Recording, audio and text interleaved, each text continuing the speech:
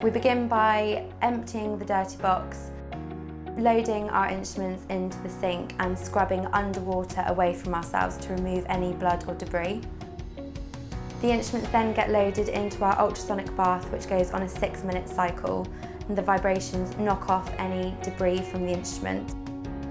We check under a magnifying light to check that there is no debris on any of the instruments left. If there is debris left, then we repeat the manual scrubbing and the ultrasonic cycle if needed.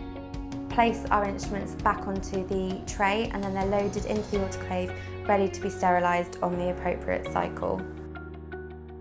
Once the autoclave is finished, we transfer the sterilised instruments onto the clean zone work surface. We dry the trays and the instruments using a lint-free cloth, and then placing a tray liner on the trays with the sterilised instruments, we date them and pouch them, seal the pouches.